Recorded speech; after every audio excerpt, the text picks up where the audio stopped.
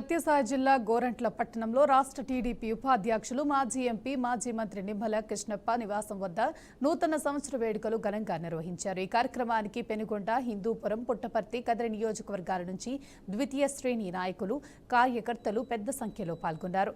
దేవాంగం గిద్దలూరి రామ్మోహన్ కుటుంబ సభ్యులు ఏర్పాటు చేసిన ప్రత్యేక గజమాల ఈ కార్యక్రమానికి ప్రత్యేక ఆకర్షణగా నిలిచింది। మీ నాయకత్వం తమకు కావాలి, మీ వెంటే మేముంటామంటూ నినాదాలు చేశారు। ముఖ్యమంత్రి చంద్రబాబు నాయుడు దూరదృష్టి వల్ల అనేక దేశాల నుంచి పెట్టుబడులు రాష్ట్రానికి వస్తున్నాయని మాజీ ఎంపీ అన్నారు।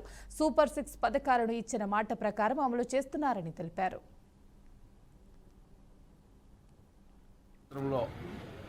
చంద్రబాబు నాయుడు గారి పాలనలో సూపర్ 6 సక్సెస్ అవుతూ ఇంకా ముందుకు పోతున్నటువంటి ప్రజానీకానికి నా ధన్యవాదాలు తెలియజేస్తున్నాను।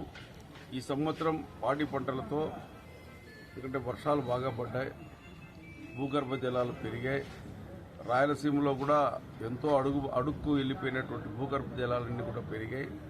ఈరోజు అందరూ కూడా ఇరిగేషన్ చేసుకునేటువంటి సౌకర్యం లభించింది। దాంతోపాటు గతంలో చంద్రబాబు నాయుడు గారు ఇచ్చిన సేవల వల్ల ప్రతి చెరువు నింపే ఈరోజు హంద్రీనీవా ద్వారా చెరువులు నింపేటువంటి సౌకర్యము కలిగింది।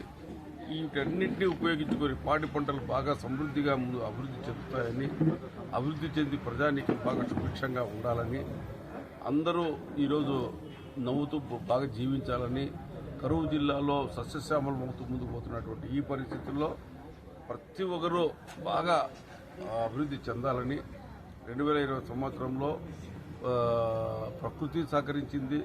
చంద్రబాబు నాయుడు గారి పాలన ఈరోజు బాగా ముందుకు అభివృద్ధి చెందుతూ ముందుకు పోతా ఉంది।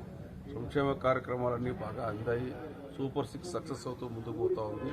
మరి ఇటువంటి తరుణంలో మనం కూడా అందరూ కూడా భవిష్యత్తులో ఏ విధంగా అయితే సూపర్ 6 సక్సెస్ చేస్తూ చంద్రబాబు నాయుడు గారి నాయకత్వంలో ఈ రాష్ట్రం అభివృద్ధి చెందుతూ ఉందో, భవిష్యత్తులో కూడా ఇంకా బాగా అభివృద్ధి చెంది పెట్టుబడులు బాగా వచ్చి చదువుకున్న ప్రతి నిరుద్యోగి యువకులకు అందరికీ ఉద్యోగాలు దొరికే విధంగా ముందుకు పోయే విధంగా మనం ఈ చంద్రబాబు నాయుడు గారికి సహకరిస్తూ, లోకేష్ గారికి సహకరిస్తూ కూటమి ప్రభుత్వం ఇంకా